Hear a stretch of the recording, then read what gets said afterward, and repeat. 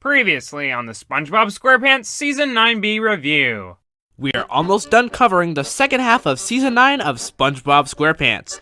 It's good so far, but we just have to wait for the final episode, Goodbye Krabby Patty, to air before we finish this trilogy of videos. And now we play the waiting game. Has it aired yet? Nope. What do we do while we wait for it to come out? How about a movie? Well, I know what we're gonna see! I'm taking you to watch Sing! But there's other great movies that I'd much rather see. Sing is a good movie!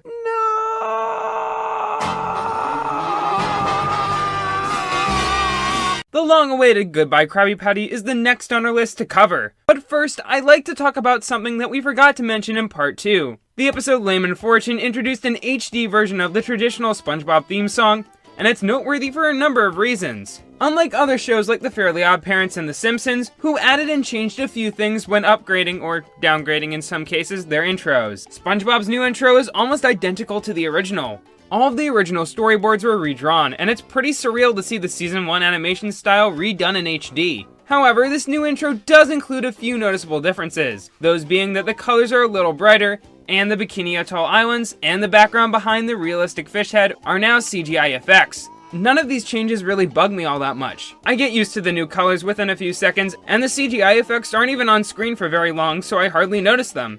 There are a few more very small changes I could point out, but I gotta commend the SpongeBob crew for making the new intro look as good as the old one. It's still as annoying and fluidly animated as you remember it, and it isn't a slight downgrade. I'm just surprised that it took so long for the intro to make the jump to HD. Same for the show in general. Yeah, it's a very respectable remake of a theme song we all know and love. This may be the first time they've actually tried to only remaster it, instead of just have it conform to any new designs or new style of animation. I really appreciate the effort that went into making this as good as we remembered, but with a little bit more.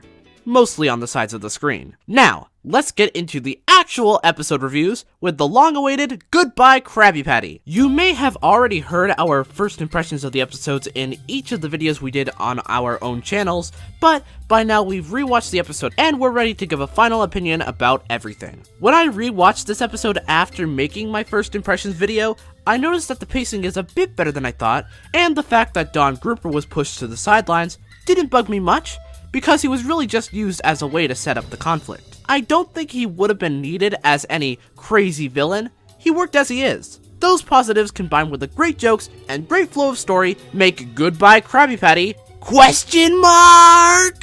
Am I doing it right? A fantastic half-hour special. After giving this episode another shot, I've come to accept the angle that it took with its focus. I feel like the advertising for this episode made me expect this to be a story focusing on SpongeBob and Mr. Krabs' relationship with the Krusty Krab. So I was caught a little off guard with how it was mostly an episode about SpongeBob and Patrick's relationship. I probably would have structured the episode differently if I wrote it, but nevertheless, I still enjoyed the main storyline. I agree with Noah about the decision to sideline Krabs and Grouper since they weren't extremely important to the main plot.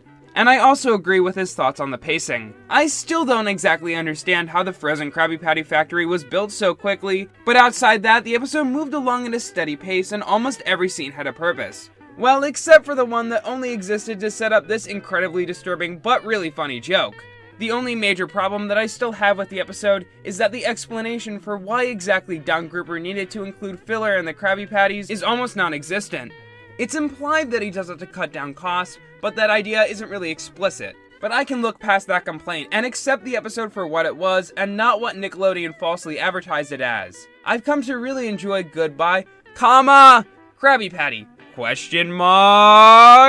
As a fun SpongeBob and Patrick story with a lot of great jokes and some other good character moments. Sandy's Nut Mare is a decent episode, and that's something I'm going to be saying a lot throughout this video. Here, Sandy creates a popular peanut butter out of the acorns from her tree called Nutty Butter. In the process of trying to satisfy Bikini Bottom's need for Nutty Butter, Sandy almost destroys her tree and uses the wisdom of a shaman to find a solution. Now, this episode had a couple of good jokes here and there. The shaman had a memorable character design, Patrick had some nice moments, and there's a cool sequence towards the end with a very distinctive art style, but the biggest fault of this episode is how it doesn't exactly know what its moral should be.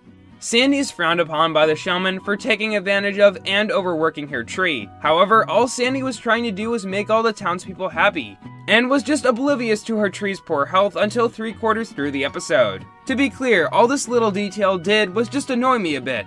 It didn't make me hate the episode, but even with that in mind, Sandy's Nut Mare is still slow-paced and low on comedy, making it a decent episode. Sandy's Nut Mare has a pretty good moral and some interesting visuals, but it doesn't seem like they put too much into the episode outside of that. It's a bland plot with barely any focus, and even the message was pretty hard to figure out. There are decent jokes and some facial expressions were alright, but it all felt just uninspired. Only thing I can say is at least it was watchable. Up next is Bulletin Board, which is a much better episode than the previous one. Though it's made obvious very early on who P*7 is, it's still a well-balanced story with great gags and visuals. I like seeing Bubble Bass return, and I like having all the points make sense in the end in a similar fashion to Sharks vs. Pods. It's overall a very good episode. I wasn't expecting SpongeBob to do an episode on anonymous internet trolling, but Bulletin Board ended up being a funny episode with a good message. It shows the dangers of what can happen when someone takes advantage of the ability to communicate on the internet incognito, and also shows how easily some things can be misinterpreted in this environment. The resolution of just destroying the board did feel kind of cheap, and I feel like the episode should have just ended with some kind of compromise between Mr. Krabs and his customers. Still, Bulletin Board was a pretty fun episode despite its odd premise, and I'd love to see SpongeBob tackle other internet topics, like misuse of copyright law. That will be quite the interesting episode for sure. Food Con Castaways is a simple episode. It throws the Krusty crew, and Patrick, into a forest and has them fight over a single Krabby Patty they plan to show at a food convention the next day. There's a nice array of gags shown here, but I feel like there could have been a bit more. That would have elevated the episode to being great, but as it stands, Food Con Castaways is just a good episode. It doesn't do a whole lot to surprise you, but it has some classic moments that almost make it an adventure that would feel right at home in the early seasons. Definitely agree with you, but I have a couple points to add on. First, the pace the episode runs on and the overall timing was pretty good. I know that this is a big problem in Season 9B, so it's good to see some diamonds in the rough without that flaw. Another thing is that the two guest storyboarders, Chris Allison and Ryan Kramer, did a really good job with the crazy expressions without making it feel too out of place for the show.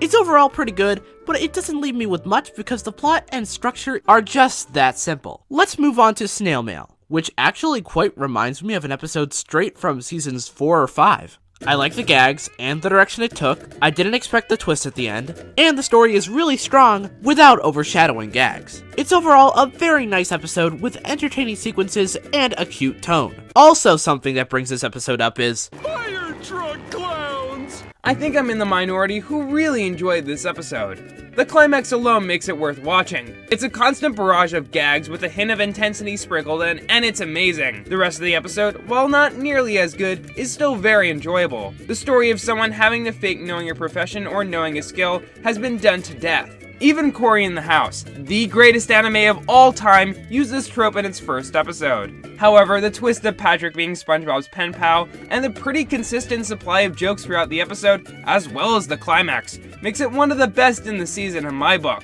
The only complaints I have with this episode are super small and kind of nitpicky, which seems to happen a lot in these reviews, but I still find them to be worth bringing up. The narrator explaining what happened to SpongeBob's letter felt unnecessary. The scene would have had the same effect without him, and it makes the scene feel more like something you would see in Dora the Explorer. This episode also recycles the arcade joke from Tudor Sauce, which is especially lazy considering these episodes were probably written only a month or two apart from each other. But the bottom line is that Snail Mail is a really great episode, and I highly recommend it if you have not seen it already. Pineapple Invasion pits Gary and Plankton against each other, when SpongeBob temporarily hides the Krabby Patty's secret formula in his house. There's some creative moments during the battle between the two, and some creative animation during Plankton's trippy journey through Gary's shell. While not super hilarious, it's still entertaining and has some oddly cinematic qualities. The opening with Plankton using a skunk to steal the formula is silly, but the aftermath of his plan is kind of nerving, with Plankton left alone in the Krusty Krab without the audience knowing if he has the formula.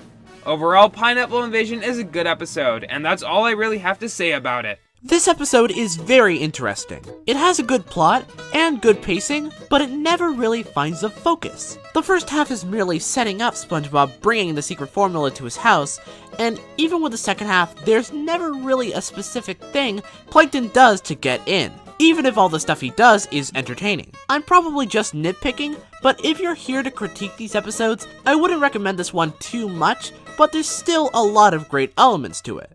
The next episode is Salsa and Basilicas, which is a pretty weird one. I have quite a few problems with it, but there are some fun elements like the characters in school and most of the stuff around that part. One of my problems is the same problem as I have with Pineapple Invasion, in which the focus changes completely during the episode instead of staying in one scenario. It goes from, "What if everyone in town was dumber than Patrick?" to, "What if everyone in town went to high school together?" with only a few things tying those two parts together. It's easy to look over if you don't care, but I do find it a problem. Another thing is that everyone's stupidity is played up way too much. For the most part, Patrick has never been as dumb as this, but they have to change him for the convenience of the episode. See? I can find obvious problems too. Also, the ending makes zero sense, since Mr. Krabs says he graduated months ago, even though it is graduation day, and somehow Sandy gives Mr. Krabs a final grade for a class after everyone graduated. Besides the glaring flaws, this episode is just alright. A balance between pretty good and pretty lackluster, with only a couple good gags. And yes, I will agree that Patrick's tongue licking Plankton's butt is weird and unnecessary. You're right.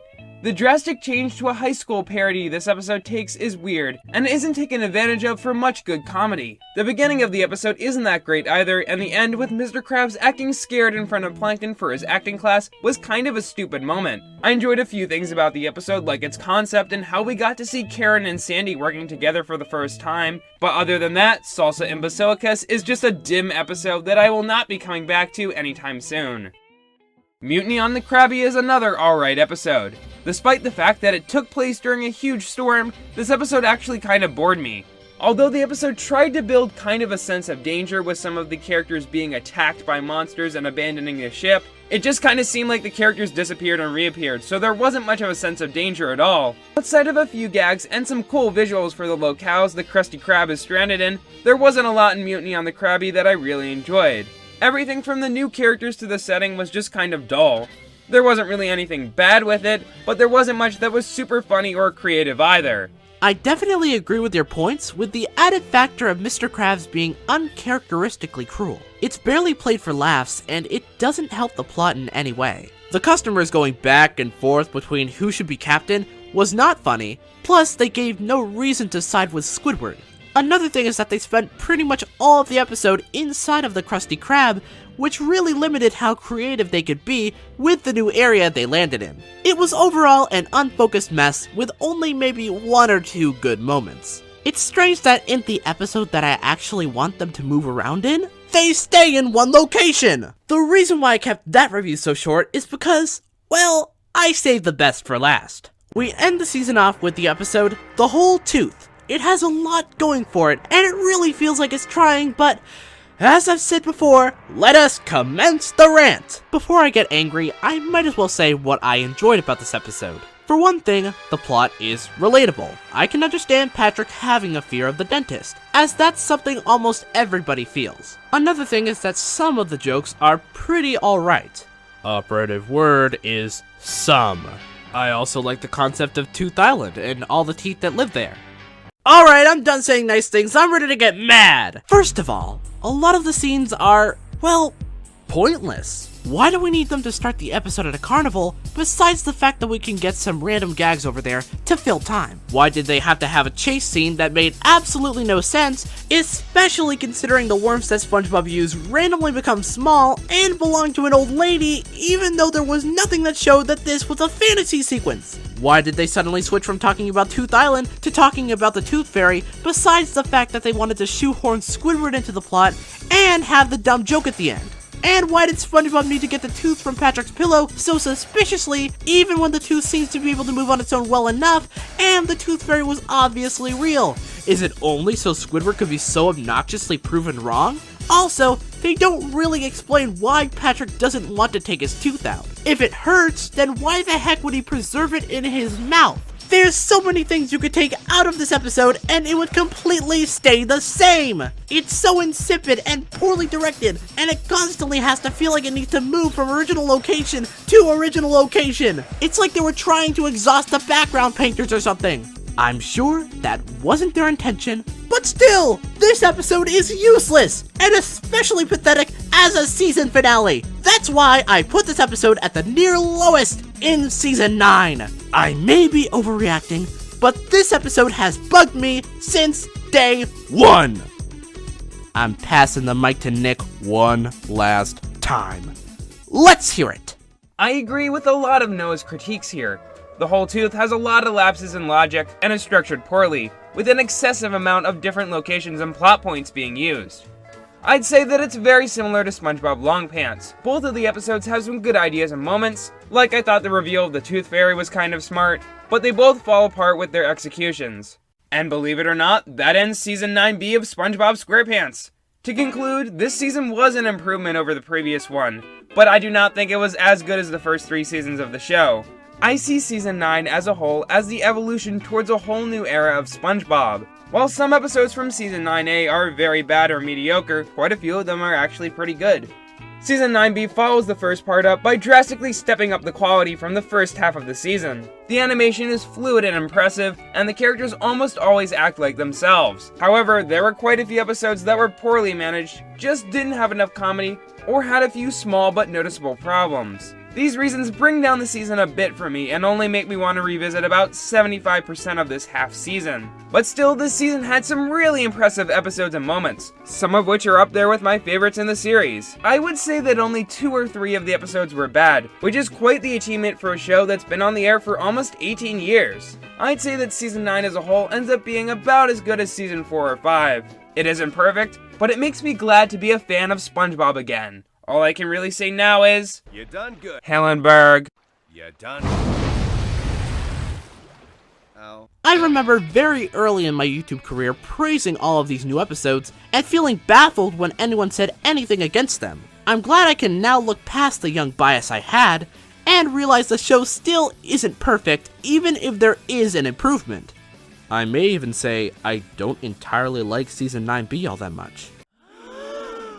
Don't kill me, just hear me out. There are loads of obvious flaws with a lot of episodes, but the diamonds in the rough, mixed with how much effort they put into each expression, even in mediocre episodes, makes me put it in at least a bit higher merit. And because we weren't already ripping off Pie Guy rules, here are our top 5 and bottom 5 episodes of the season. For my top 5, I chose Sold for number 5, 2 Thumbs Down for number 4, What's Eating Patrick for number 3, Married to Money for number 2, and Sharks vs. Pods for number 1. For my bottom 5, I chose SpongeBob Longpants for number 5, Salsa and Basilicas for number 4, The Fishbowl for number 3, Mutiny on the Krusty for number 2, and The Whole Tooth for number 1. For my top 5, I chose Sold for number 5, The Executive Treatment for number 4, Sharks vs. Pods for number 3, Snail Mail for number 2, and 2 Thumbs Down for number 1. For my bottom 5, I chose Mutiny on the Crabby for number 5, The Fishbowl for number 4, Salsa and Basilicas for number 3, The Whole Tooth for number 2, and SpongeBob Longpants for number 1. So that's the end of this 3-part series. This may actually be the first time I've satisfyingly finished a series without canceling or forgetting about it, and it isn't even on my channel. I need to work on that.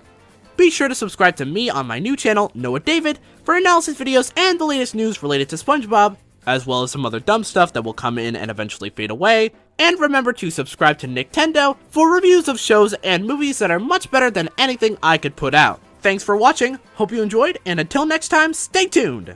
So, are we going to do this for Season 10? Yeah, sure, why not? We'll probably do it when it's wrapping up airing. Well, until then, what should we do? How about we sing? No. Hey, you didn't let me finish. How about we sing a song? Oh, okay then. What song? Thumb song? But you already sang it and I already did a version of it. What else could we possibly do? A duet. Oh, what? Thumbs are opposable, thumbs are great. We share 'em with the monkeys and with the apes. You can grab, you can tie, you can pinch a cheek, but without your thumbs, you're all thumbs. All thumbs, no thumbs, busted up your thumbs. Sucking on your pinky would sure look dumb. You ain't never hitch a ride or pull out a plum. Without your thumbs, you're all thumbs. All thumbs, no thumbs, feels like a crime. Can't pull on a zipper or flip a dime. And forget about chopsticks, you'll starve every time. Without your thumbs, you're all thumbs. Thumbs, thumbs, thumbs, thumbs, thumbs, thumbs, thumbs. Without your thumbs, you're all thumbs. Good night, everybody.